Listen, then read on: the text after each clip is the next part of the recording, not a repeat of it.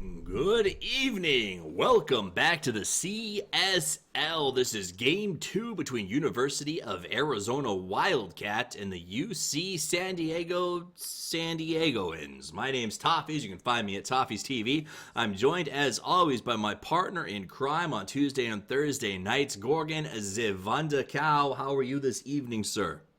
I'm very good and happy to be here. Hopefully, a little bit more of a fight for game two, although you got to say, game one was very well played. Game 1 was very well played, and I should mention it was brought to you by Band, the primary social app of the CSL, where you can set up groups for your teams, boards, calendar functions, polls, chat, and as of recent, call functionality. Band is a premier social experience for you and fellow gamers alike. Find out more at band.us or find them in the Google Play Store or Apple App Store. Also, of course, you want to make a big thanks to Twitch for the largest streaming platform in gaming to support collegiate esports from PAX East and West and many more events. The CSL wouldn't be what it is today without the help and support of Twitch. Be on the lookout for cool opportunities to get more involved in the near future. All right, now that last game. Okay, I'm not going to flame. I think that Arizona had a very rough start. They were not prepared for UCSD. Both of these teams are 0-4 coming into this match. University of California, San Diego did not play like it. Arizona, maybe a little bit did. Yeah, I don't think they got out drafted. I think that they were not prepared for what was going on. And I think UCSD read this draft pretty well. The Drow ban was smart. It's pretty clear that Arizona was thinking about something along those lines. Now they're picking up the Luna, especially the very aggressive laner of Ogre Magi. But, going into very early mid-game strategies like an Ogre Magi Luna might imply, that didn't work out so well for the Wildcats last time. I would like to see them get more of an insurance policy on this one, because while Luna does go late game extremely effectively, she's got to make it there. There's a definite drop-off point around that 35-minute mark where she just doesn't have the survivability to stay in fights long enough to make her damage known. Now, I wanted to ask you a question. We're going to talk about this game, obviously, but regarding the last game, how much? Yeah. So Dyer pulled out to me what was a surprise aggro tri-lane, and it was very effective. How much of that do you think caught Arizona off guard and sort of because they lost the game, I guess you could probably say, in the first 7 to 8 minutes. It was a lot of that because of the aggro tri. Yeah, I think that they were completely caught off guard by it. I think you can tell that they were caught off guard by it by how deeply they chased through that river, and they chased in that river for that pre-rune kill into 4, not thinking that there would be 4 around the corner, and also with no escape plan. The only way that they had to go out was back the way they came, and it's a definite choke point where they ended up losing heroes. Absolutely. The other aspect of that they didn't really functionally consider, I think, is what do they do into a tombstone? Yeah. They had some disable to be protected, but they didn't really have any way to deal with the amount of diving that tombstone would allow. But despite all of that, I think that tri-lane, I think their defensive tri-lane could have won if the teams played equivalently well. Well, honestly, once again, when it comes down to it, I think UCSD just mechanically played better, and I also think their coordination was better. Like, the Wildcats in that defensive tri-lane were frequently clumping up so that UCSD was able to sap strength. With their Undying from 2 or 3 heroes in one go. You can't be allowing that if you're playing a defensive tri-lane into an aggressive tri-lane, right? Like that's like a cardinal rule playing against Undying is split in your lane. So it's little things like that make it possible for them to dive very heavily into you, take your Juggernaut out 4 or 5 times, and just start to mow you down. And now keep in mind, Arizona is a team that played last season. They finished their spring at 3-4, so they're sort of a growing team, whereas UC San Diego finished spring 6-1. So they're a team that is more used to playing, I think, at a little bit of a higher performance level. That said, Arizona does have a lot of potential as they've been kind of growing together as a team. Let's talk about this draft so far. We see a lot of similarities sort of put together at the inception. Ogre Magi can get picked up by the Arizona Wildcats. You'll notice that they banned out the Undying, so a lot of respect for that hero in that ban right away. Luna, Rubik, and Beastmaster, a deviation from their strategy before. On the opposite side, that's an Omni Knight, and everybody hates him. Oh boy, there is a Huskar pullout here. That's really good into Luna. Yeah. Luna has no way to handle that. If that Huskar gets out to a good start, honestly, you just have to keep him away from the Luna however you can. That's a very, very difficult task. Also, the Beastmaster Luna Aura strategies with the Bloodlust and the damage reduction of the Fade Bolt, that implies, once again, early mid-game pushing. Yeah. Early tower attempts. I mean, honestly, though, not a great team fight. When we watched that last match, though, we talked about Arizona hitting a critical match where they would have to group up before necessity dictated it. This draft seems like Arizona's maybe having a little bit of a fallback of, if we have to group at the 12-minute mark and play a sort of death ball style, at least the auras will stack up and give us a little bit of an advantage over UCSD's laning phase. Do you think that that's enough if they lose the lanes like they did last time, that they have these sort of extra auras to help out? No, I don't think it is. No, not to be too blunt about it, but you're looking at either the way that this draft is now, it either pushes well or it fights well, but it doesn't do both, right? A Lunar Blessing and Glaive build on the Luna gets into towers great, and it chews through towers great. But when heroes start to split apart, when you get a Faceless Void in there, and when Huskar is starting to chew people down, either you've got the Bloodlust, or you have the stuns, right, and the nuke damage. Either you have the Glaives, or you have the nuke damage. Right. Either you have the Inner Beast, or you have the nuke damage, the physical damage that comes out of the Beastmaster. UCSD doubles down on damage output. Yeah. So for the Wildcats, I think the Alchemist is a good pick here. But they're putting, once again, they're making the exact same gamble they made last time, and I'm just not confident in their ability to execute that based on last time. That's all. We'll be right back in just a second. I'm going to transition over the overlays, and we're going to get ready to get this started.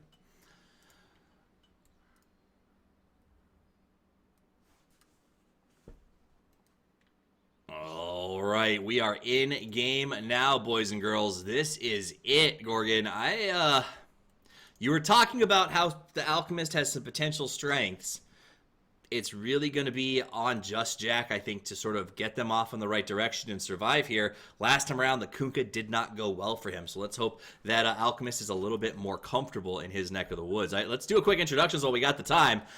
For these teams' matchup, Game 2, UCSD is on the Radiant, looking to make it a 2-0 victory to help out their numbers. It's going to be Blue on the Lina. We're going to have Huskar, played by Kronos. We're going to have Barbecue Please on the Keeper of the Light. Alice Marigold will be playing on the Omni Knight. And last but not least, it's going to be Sky on the Faceless Void. All right, and sitting here for you of A, Just Jack is farming on the Alchemist. So Nemrion is going to be throwing out the Glaives on the Luna. Ghost Ship is playing the Ogre Magi. Fritz the Ritz is on Rubik, and Niv is calling some of his woodland friends on the Beastmaster. I do like the Niv set. That said, it's going to be a good matchup. My name is Toffees. You can find me at Toffees TV. My cohort in this game is going to be Gorgon the Wonder Cow. You can find him at The Wonder Cow. You got a fan in Twitch chat, apparently. His name is The Wonder Boy. Not a big surprise there. Gotta love that name. And we got Last Hits and Eyes up for you. So it should be a pretty good one, assuming Arizona can stay strong in this laning phase. If UCSD goes 2 lanes for 1, is Arizona going to be okay? Depends on which lane, Very right? And depends how hard the one is. So this is I'm going to interrupt you as we go for Ghost Ship. Ghost Ship gets caught with the fire. They're going to go ahead. Alchemist doing a lot of work with that acid spray, and we'll push everybody back. Meanwhile, up on top, Niv and Sky going head-to-head over that rune. Sky took so much damage over a slow period of time, he actually couldn't get rid of it all with the Time Walk. Had to ultimately jump away without the bounty rune. So runes going to Beastmaster and Lina split across the map. Yeah, so I don't want to oversimplify things, but the basic mechanic that U of A failed to execute last game is that when you have one very aggressive lane against you, your other lanes need to apply more pressure so that your opponents can't afford to leave 3 heroes in that lane, right? They're going to try this again. Or excuse me, this time it's U of A Yep. trying the aggressive tri lane. U of A was Which not makes happy with how sense. it went, so they're going to turn it back around on them. The problem I have with that, Gorgon, is they're doing it against an Omni Knight. And we've talked about the value of an aggressive tri-lane, and it's getting results early. Can they get those early kills with Alice standing here and Decado putting out so much range damage? They could if they had somebody who heals. Like if this were a lane that had a Dazzle and a Shadow Demon, yeah, they could do this aggressive tri lane probably because they would have heals too, and they could just stand up and in their opponent's face. But they don't have any heals in this aggressive tri lane, which is a very important part of drafting an aggressive tri lane. Right. Because you're going to run out of regen very, very quickly. Sky and Niv still going head-to-head. The problem is they're slow right-clicking each other, so Sky's not able to actually get rid of a lot of that damage. It's taking so long to come in. Now, Barbecue went ahead and picked up that Illuminate here. He's going to go ahead and use some mana regen to try and keep the pressure up. Kronos looking for the farm. We'll keep an eye on it. You can see that Alchemist is actually in the lead right now. Well, he's tied with Lina, so 6-3 to 6-2. In this matchup, I don't see a lot of Lina versus Alchemist. Who has the advantage here in this lane? I would say that both should be able to get what they're going for. If this were a standard game where you had at least one roaming support that was able to break off, I would say the Alchemist would have pretty high kill potential here, and the Lina does not necessarily have that. But I don't honestly think U of A are going to be able to break away from this lane. Now that they put the Luna here, unless they rotate her into the top and the Beastmaster back bottom, which is a heavy cost in terms of time and resources, I don't think they can really afford to have either their supports rotate away for long enough to pick a moment. Sky up on top, could be in some trouble. Niv just needs the slow. It's there. The boar, can he do it? He wants it so bad. The heal, and now Niv in some trouble. Turn around, Sky baby gets the one and shows him the light. Nice turn back. That was not what U of A wanted. Chin. Yeah, and you know that's what we saw last time. U of A making the hard calls, just not being able to pull off those small. Like it is so close every time. Now Ghost Ship comes around, using invisibility, gonna get the slow up on Alice. There's the heal nuke, and Kronos will just walk away from it. Very strong lane down here right now. I also want to touch on took this. That kill up top, Yes. turned around at no health, got the boar last hit, and then 7 more last hits. So now he's able to go back and heal. And he's completely caught up in terms of farm because he could uncontested farm underneath that tower. Like that couldn't have happened at a better moment for him, equilibrium wise. Absolutely. No, great play for UCSD. I do want to say that the scoreboard says that U of A took the last lane. Mid.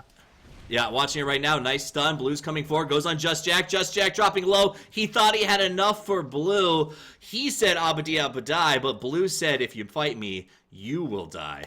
And goes ahead and picks him off. By the way, Arizona did not win the last game. That was a mix-up in the client. So I guess it's just, broken game or whatever. Not my fault. Maybe it is my fault. I'll take ownership. That said, UCSD did win the last game, so ignore the yellow hashtag.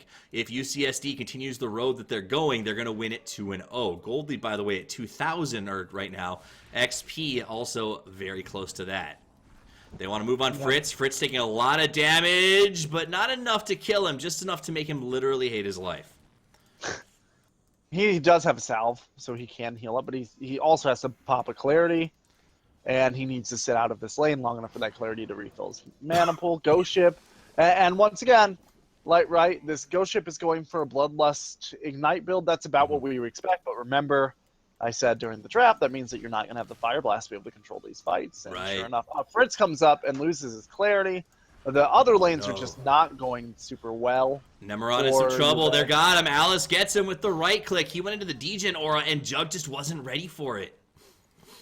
So it would be okay for U of A to be losing this lane but not losing heroes under the contingency that their other 2 lanes were doing so well, were applying so much pressure that UCSD would have no choice but to rotate supports away to help the other lanes.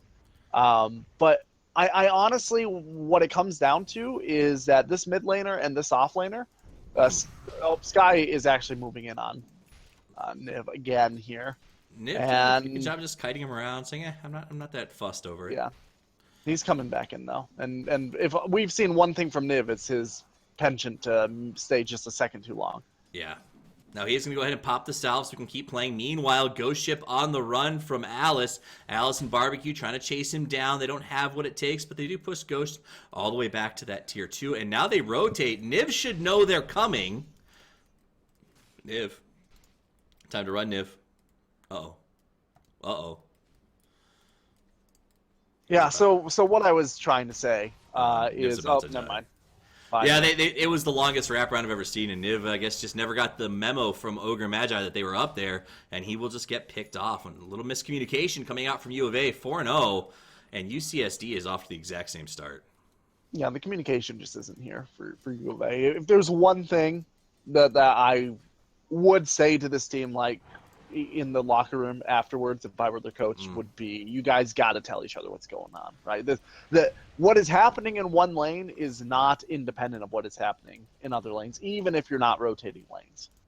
Everything is connected, and this would be a dead out. That hurt, man. Just you were talking about locker room talk, and Blue chose to not let anyone speak as he goes ahead and puts that Laguna Blade right through the head of the Alchemist. Alchemist goes down mid. Ogre's going to show up for a little bit of XP. Up on top, we've got the play forward. Sky's going to go ahead with the Chronosphere. Niv, kind of tanky, will be able to get himself out of this. Sky can't go too much deeper. And now the Chronosphere is down. So they brought up Alice. They were hoping for the heal bomb, and I don't know if they ever actually got it. They didn't. But take a look at Omni Knight's build. He's going for a G-Gen or a max build. The heal bombs aren't as crucial as just getting next to the person you're trying to kill. And they're just comfortable slow killing these people, right? Like, Huskar will just stand next to you while you cannot move because of the Degen or Max and destroy you. And the Faceless Void is feeling pretty comfortable doing more of the same. Like, also bear in mind, there's no time dilation levels at all for the Faceless Void. He's going straight time lock, max time walk.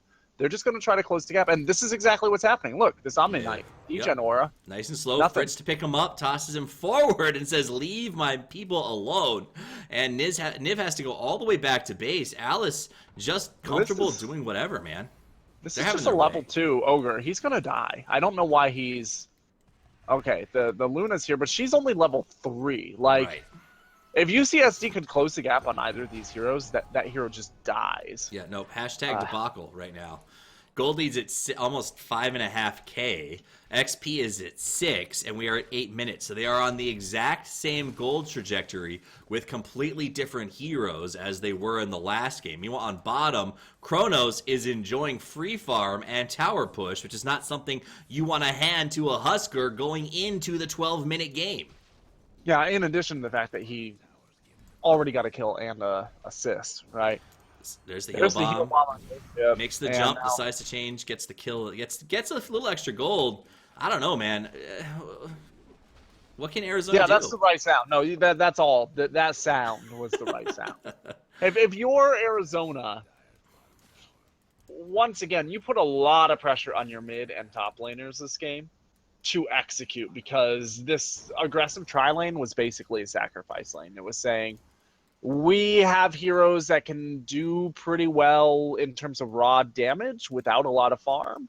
So we are just going to try to keep you from getting any farm so that we'll have a huge advantage on our Alchemist, and we'll have great initiation on our Beastmaster, which I would argue was, bye, Fritz. Fritz gets dives. Kronos putting in some work. He's actually going to back away because of tower damage, so he will get out of that, heals himself up. Fritz is able to survive just barely. But look at Fritz's farm right now, Gorgon. That's 1 observer ward. Honestly, it's more than I would expect him to have. Lena, this is a good kill for them. They got it. Niv, he thought he could pwn Niv with the Laguna Blade. Doesn't quite get it. Alchemist comes back around, and they get a much-needed kill. That's their first, by the way. Yeah. A kill is a kill, and this Alchemist is farming. The gold change was 1,300 off of their The Alchemist is behind 3 opponents in terms of net worth, and he's maxing Greevil's Greed. Wow. That's a very bad place to be. It's honestly, yeah. U of A, last time I would argue they didn't necessarily get outdrafted. This time I think they kind of did, given their strengths and weaknesses. They're also getting outplayed. It's a very rough position to find yourself in. So if you're going to try to recover this and you're U of A, you're going to run into several roadblocks. The first roadblock being you can't really take fights, and the Huskar is going to start solo knocking down your towers and forcing you to respond. Yeah. The second is that with a Glaives, Luna, and an Alchemist, you've got two heroes that want to choose stacks and only enough farm for maybe half of one. And Chronosphere is going to lead to a kill. Yep, easy kill, picks off the Ogre, which is saying a lot because Ogre, one of those heroes that can be just a pain in the butt to solo at this generally 11-minute mark in the game. Yeah, when he's level 3, though, right? It's like, is he level 3? Oh, yeah. Well, that's hurtful. Yeah, that's hurtful. Yeah. Well, once again, like that lane did not go well for him. He was forced out of lane for most of, and then he started trying to rotate, and that didn't go well for him either. He hasn't been dying a lot, but he just hasn't really been very useful. All right, moving on. Kronos. Niz wants the kill. Kronos turns back around, but the whole team is here. Ghost Ship has the stun now. We'll put it up. Nice play from the Kodal, and they'll be able to back away. They brought in 4 to kill the Huskar, and all they did was tickle his giblets. This is not... Taking tower with Omni-Knight, and Faceless Void is solo pushing in tower. Lena can't do anything because she has not gotten a survivability item yet. She's Boots of Speed, Iron Talon as a farming. Don't tell her that as she kills Ogre Magi. I meant Luna. Did I say Lena? Oh, I'm sorry. No, I heard Lena. That makes sense. I may have said it. It's all good. I mean, who cares about vowels anyway? Right? The vowels are so snobby. They are snobby. They're like, there's just a couple of us, and we don't even let Y hang out sometimes. They're kind of dicks. They should let Y hang out more often. They should let Y hang out more often. Don't ask me why, because I won't tell you. 8,000 gold lead for UCSD, XP at 7,500, and UCSD is a rock rolling downhill, and I'm sorry, but Arizona is rapidly becoming Sisyphus, being crushed under it. Yeah, once again, I just don't know that there's anything they can do at this juncture, to be honest. Like, if this game goes long enough, a Luna Alchemist should theoretically top a Huskar, Lena, Faceless Void in the late game. They push much better. They have a lot more damage. They have a lot more damage for a team fight and not for a single target. There's just almost everything on UCSD is single target damage. First tier 2 goes down, by the way. Yeah. But the big issue that you're looking at is there's no way for them to defend Roshan if you're on Arizona. Huskar can walk in and literally he can walk in and take it anytime he wants. I mean, Luna's level 5. When your carry stares at the offlaner from the other team and can't stop him from just whacking a tower down, is not much. You really find yourself in that situation. Like you said, they go straight in. UCSD playing very smart right now. It feels to me like UCSD has been practicing, getting their rhythms with their new 1 and 2 positions, who, by the way, have played well in both of these games and are showing that improvement. That said, I don't want to take anything away from University of Arizona. I genuinely feel like in these 2 games, they've made some mistakes, but they weren't massive. A lot of them were early game positioning, maybe a little bit of aggression unnecessarily, things that can sort of be fixed as a team improves communication and as a shot caller gets more comfortable. You know, the communication thing is just absolutely so crucial. But another thing for U of A, they feel like a team that has a looser understanding of the theory of the game, and we're gonna actually just watch this Rubik die. Fritz the Ritz is put on ice, so he is gonna get dropped down. And look at the arrows standing around. They can't do anything. They do ping outs. They get back. They're looking for you. Niz gonna get caught by Blue. Blue gets the stun, the Laguna, the right click, and the meltdown. Ghost Ship now on the run, but Kronos almost in jump range. Blue on the chase. There's the Yules, followed by the stun. Kronos will melt him down. Dead Ogre Magi, bye-bye, as the boys from UCSD are showing us that they came to play and that they don't feel that they deserve the record that they are sitting on. Yeah, so back on some of these, like, maybe theory of the game, things that may have been warning signs for U of A. We talked about a lot of them, but, you know, running an aggressive tri-lane without any heals into a defensive tri-lane that will have heals, that's a big warning sign, right? If you're doing lane theory. Kronos wants Ghost Ship. Look how comfortable they were. They have 2 on the other side of the tower, and they don't care. They just go in, they That get the tower kill. doesn't even matter right now. They No. could stand in the tower and fight, and they would win. 14,000 gold lead for UCSD at 1530. XP astronomically higher. If we look at that net worth chart, you're going to see that while Alchemist is keeping pace with the opponent's offlaner, he is way back, and they are absolutely killing everyone else. Luna behind the support on the Radiant side in terms of what she's been able to put together. So when you're pushing your high ground at 1552, and you still got the Aegis on standby, you feel pretty confident. By the way, Kronos, I want to point out, has been absolutely phenomenal on his toggling during these fights. It's been really exciting to watch him handle that. Yeah, you really have to be if you're going to run a Huskar as a stomper, right? Like, that's basically what they picked this Huskar, because U of A's mechanics in theory are weaker. That's exactly what they're going to do. They're going to move in now. They move on Niv, Nemeron, everyone from the backside. Here comes Just Jack, gets the stun, but the Aegis is out. They wanted to use it. Jumps forward on Rubik's. Fritz in some trouble. Sky gets the kill. Here comes the Aegis. Kronos wants to jump on Niv. Sky wants to live. He jumps away. Here comes Kronos. Nice knockback by from the Coddle. That makes it hard for them to hit. Niv's on the run. Kronos a little bit low. He has no support. Lena comes through. Laguna Blade on the Alchemist. She will go down. No save coming out from the Void, but they turn around. They get the Ogre Magi with the burn. Just Jack finishes the Void. They get one. They want to chase Jack down. Jack drops low, but turns it back. It's a 3 for 2, and it ends up working out pretty well for U of A. They were desperate to get those kills, and they pick up. There was no reason for US. Yeah, I don't know why they did that. To do that. Confidence. They're That's just classic. trolling That's CSL play. You see that occasionally.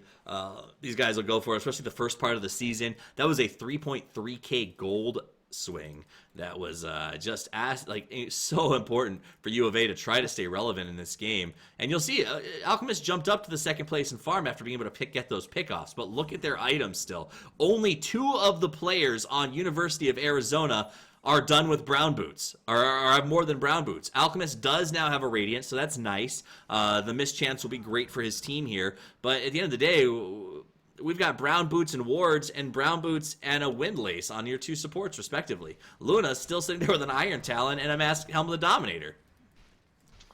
All right, so 2 more of those without losing barracks, and U of A are actually in a very salvageable position. But they honestly, they just need UCSD to dive towers a couple more times for glory and for fun instead of focusing on objectives. If UCSD had just held by the tower there and not dove into tier 4s and gotten their Huskar solo kited round. Also a big Bash issue. Lord. Yeah, bye-bye. Another big issue was that the Guardian Angel went out from the Omni Knight, but was just out of range for the Huskar. Gotcha. So it was a waste of a Guardian Angel, and that's when the Aegis dropped, right? So that fight, that was just a lot of lolling around for UCSD. If they do it one more time, maybe trouble. If they do it 2 more times, then they could actually see some real trouble. We know UCSD, they generally will do that once or twice in a game, but once they sort of feed away, they tend to stop. Though Kronos gets caught alone, stun 1, stun 2, stun 3, and that'll be the end of him. So as I say, they tend not to throw after 1. They send him down lane by himself, gets caught in a big rotation, and that's exactly what U of A wants. I mean, why was Huskar so far forward? There's no vision in that circle that I just put down. In fact, there's no wards for Radiant at all. He was just that far forward because he was confident, right? This is something we see from Huskar plays a lot. Sky missed the Chrono, by the way. So Chrono is down and unsuccessful with the kill. And Sky's got to back away. So U of A getting some, getting some luck, but also making some smart plays. That rotation and the D wards coming out of U of A was incredibly crucial. Yeah, they're not back in this yet by any stretch in terms of a realistic shot at probability or a probable shot at winning. But if UCSD keep this up, it's still going to take quite a few play errors for UCSD to throw this into the win. But U of A seemed pretty keen on catching it. No. UCSD said that they're in a training phase. They were kind of hoping for 3. No, I'm kidding. And they're willing to throw to maybe go the distance here. They know I was excited about my first cast back and want to make it a fun one. Blue went all the way up to the high ground and is allowed to escape. Rubik wasn't ready for the pickup throw back, so he'll TP out back to base. Kronos and Alice still going to push forward here.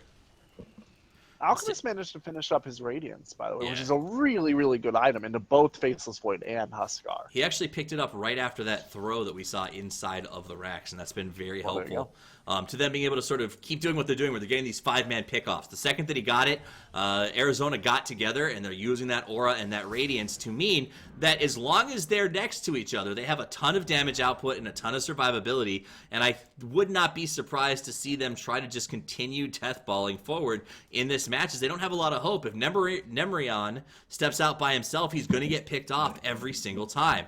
Speaking of pickoffs, Fritz has to run for safety. Does get the grab on Alice, who is trying to slow him down, but there's no carries nearby, so he'd be okay no matter what. And look at this. They're just stacked up together. The problem is, if they stay stacked up, if they can't get out and farm, can they ever really stop UCSD? Yeah, well, of course they can. They just have to not lose their high ground. They'll eventually win. Right? Huskar doesn't have, like, we talked about this, right? Huskar is all single target damage. He doesn't have the ability to split push lanes. He doesn't have the ability to siege high ground solo very effectively, or at least not faster than a Luna can siege his base. U of A, they have the tools to push much, much faster than UCSD in the late game. They have the tools to do much more area of effect damage in team fights. Luna should not in a 1,000 years have been where she was, and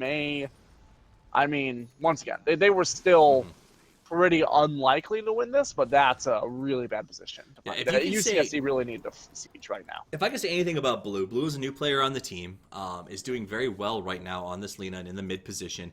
But Blue is a punisher, man. If you step out of position against Blue, both of the heroes he's played tonight, he punishes you aggressively and immediately. And I really like that. I think UCSD is a great communication team, and they rotate well. And I like that they have a player on their team now, especially in that mid position, that knows how to punish. And that's something that I don't think we see enough of in the CSL, is a player who is able to do that, to make teams really pay the price like Arizona did for just stepping a couple of units out.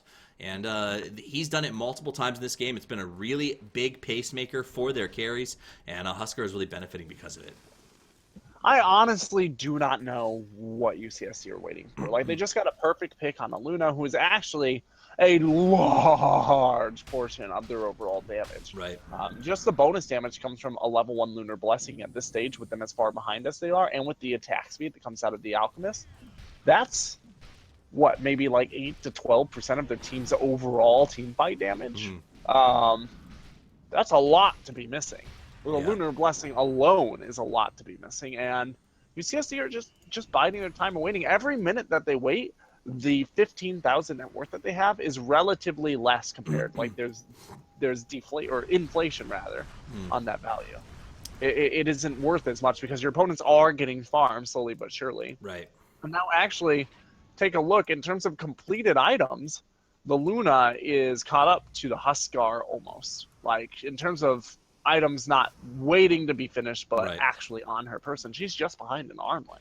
Yep. She is making a comeback. We've got Alchemist farming out. He's got the Yasha, the Bracer, the Radiance, and the Boots. It looks like UCSD was really just waiting for that Roche to try and make their push back in, but time is of the essence. Barbecue Please will push back the lane, misses Nemron with the light, and they do see Alchemist up top, so they know that he is pushing lane, gonna go back to farm. Aegis is gonna come out, and really I think UCSD needs to capitalize on this. They need to make this a push and get something out of it. So we'll keep an eye on Niv and Just Jack. They'll show in lane.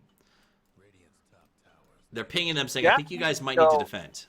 No, Jack needs to go to the secret shop and buy his ultimate orb right now. He needs to sell this Quelling Blade, buy his ultimate orb, or he's not going to be able to. He's got enough money for it. He could finish up his Manta if he did. Maybe he's trying to say buyback here, but honestly, if he needs buyback here, they probably don't. He's not going to get it. He goes straight back to base. Okay, so he is saving buyback, which normally is the right call, I think, in this particular case. They're so far behind that they just have to win a fight on the get-go anyway. Let's see. Either way, though, you get the orb and sell the Quelling Blade. You still have buyback. Right. Stunt. Oh, all right, does he have buyback after? Yeah, Yeah, he's got he definitely 2,000. should have done that. Kronos is going to go deep. Nemrion dropping very low. Will it be enough of the fire? It is. Down he goes. The stun is there. Alchemist dies too. Kronos moves on Fritz the Ritz. Fritz the Ritz on the run. Gets to the high ground. Ghost ship drops down. Just Jack Laguna to the face. Chronosphere catches 2. This is it. The end is near. The GG comes out. It's a team wipe, baby. As University of Arizona puts up a fight, but it's not going to work. I don't want to harp on that Manta style too much, but had he picked it up, he wouldn't have self-stunned there.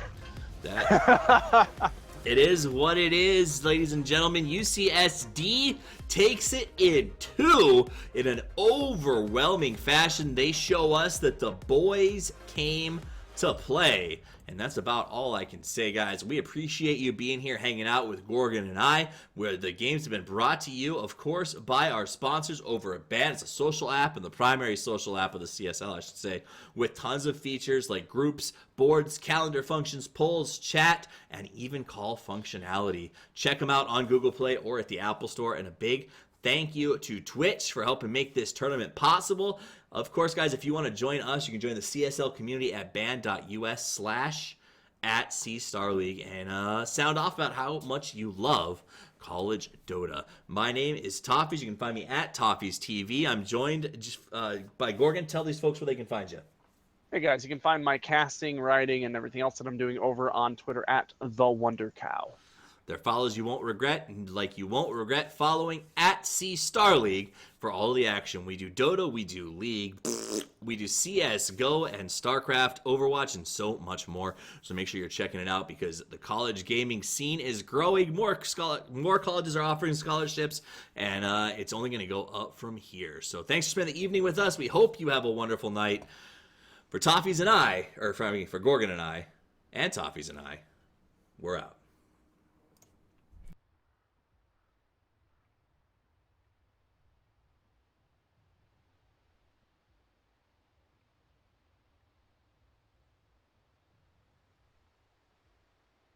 Only $14.99.